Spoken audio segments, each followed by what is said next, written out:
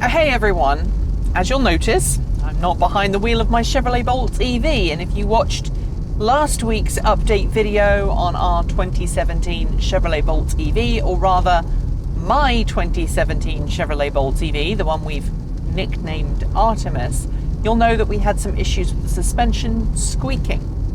In last week's video, I detailed how the dealership had decided to replace the sway bar because, according to the technical service bulletin that was provided on the subject pertaining to the sway bar and some squeaking, there were witness marks on the suspension system which told Chevrolet that the sway bar needed to be replaced.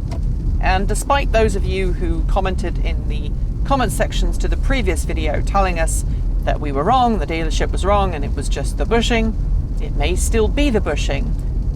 The approved repair method from Chevrolet to fix that problem was to replace the sway bar. Now, there's something not quite right with the sway bar, whether it's not manufactured to the appropriate strength or whether there was some defect, I don't know. But the sway bar was replaced, and the dealership told me last week when I picked the car up there was nothing to pay.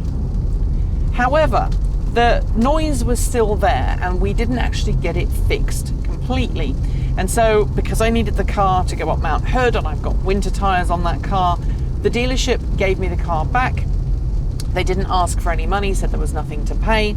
And we rebooked the car to go back in this week to have the suspension looked at more in depth, which is why I'm currently driving this. Fast forward to yesterday morning, and I got a phone call at 5:50 a.m. from a GM representative. And I say representative because it turns out, as I discovered during the call, that they don't actually work for GM. They actually work for a contractor who is contracted out to GM, effectively customer service. The woman was incredibly rude, told me that I owed $1,100 and that needed to be paid to the dealership, and that GM would not be covering anything on the repair of my car because my car is just out of warranty, 37,000 and a bit miles. What I failed to notice in my first video, what I failed to discuss, was that we did hear a knocking sound coming from the suspension before the car ran out of warranty. And when I visited the dealer at one point, I did mention it to them, to the service department, but I couldn't replicate it reliably enough to justify them looking at it. So I said I'd keep my eye on it. We agreed with the service team that's what we would do. And of course, I've been doing quite a couple of long distance trips over the last couple of months, and so really that was the next time I had a chance to go back into the dealership and get the car looked at, because in November I was basically out of town for the whole of November, and it was about that time, end of October, beginning of November, that the car rolled over to 37,000 miles and we started noticing that really nasty squeaking sound with regularity. I mean, we noticed it from time to time, but it was the persistence of that squeaking that we then started to notice. And for those who are interested, no, it's not when you turn the steering wheel, it is when you accelerate and when you brake. That's when you hear it, when there is some kind of torque on the suspension system from the drivetrain. I've just spoken to another GM representative who was very apologetic about yesterday's experience and said that the person in question should have checked to make sure that I was in an appropriate time zone. Be that as it may, the person I've just spoken to on the phone has said that they can't guarantee that I will or won't have to pay, and I've told them categorically, look, your dealer has given me a piece of paper saying I don't have to pay for this, so I'm not going to pay for it, and everything from this point on is between you, the automaker, and the dealership, and I don't really want to be involved in that. What I do want to be involved with is the status of coverage for the next part of the problem solving, because as you see, the dealership fixed the sway bar issue, and it was an issue. There were marks on the sway bar that testified to the fact it needed repairing. The reality is that to replace the sway bar in the Bolt, you have to drop down the front transmission, subassembly and suspension. And that is why it was so expensive. It wasn't to do with the part was pretty cheap. It was to do with the fact that the time required to do all of that work was extra cost. It was essentially mainly labour charges. And so that is why that happened. The next thing that I need to address here is those of you who said you could have just taken it to a regular garage, a non-specialist dealer, and get the car looked at. Well, yeah, the car is currently being leased and we want to buy it at some point in the future.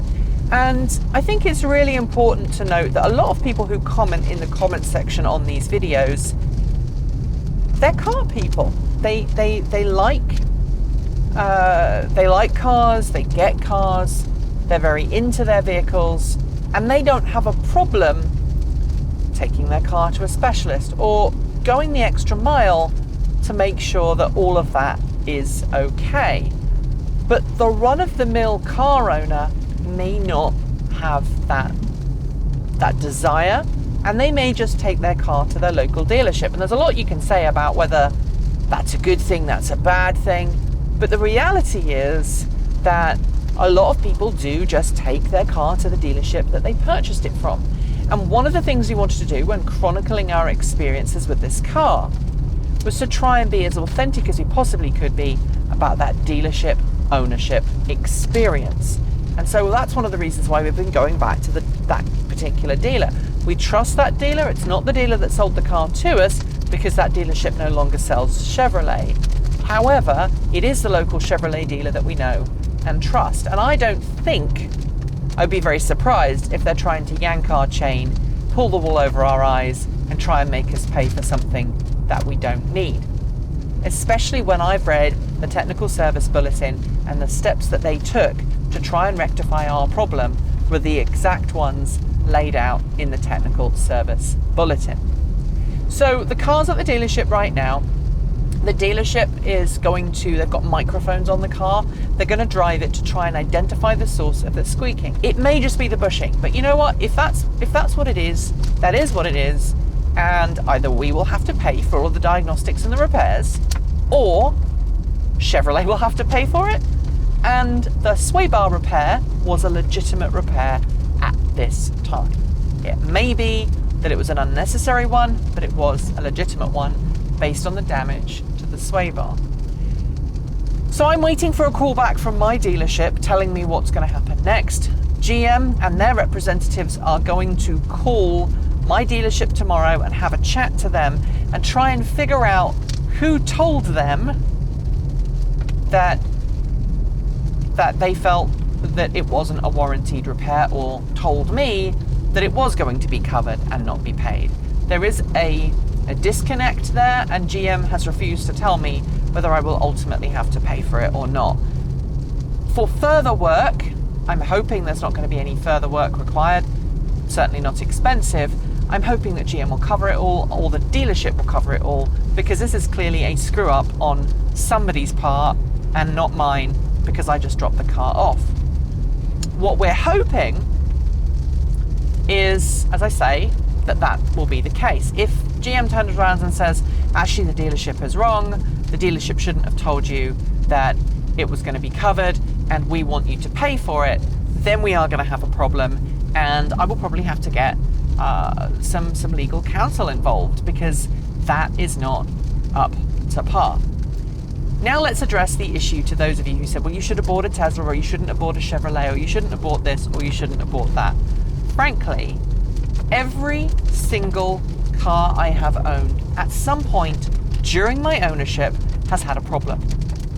My Morris Minor had problems. That was a classic car. I had to repair that myself. My Nissan Leaf, both of them, over the course of their lifetime, were pretty darned reliable. But even once in a while, they also had issues that needed some rectification and some assistance to fix. That is just the way it is. It's not, it's not an issue that has suddenly just appeared. It's something that needs to be fixed, and it will either get fixed or it won't get fixed. And that's ultimately the way it is. My Toyota Prii, they were pretty reliable. We had 3 of them over our time owning those. they were pretty reliable. But again, we had issues. We had warranty repairs. We had one that was slightly out of warranty, and I think Toyota covered it. Now, could Tesla and other automakers have handled it differently or handle it differently? I'm sure they might.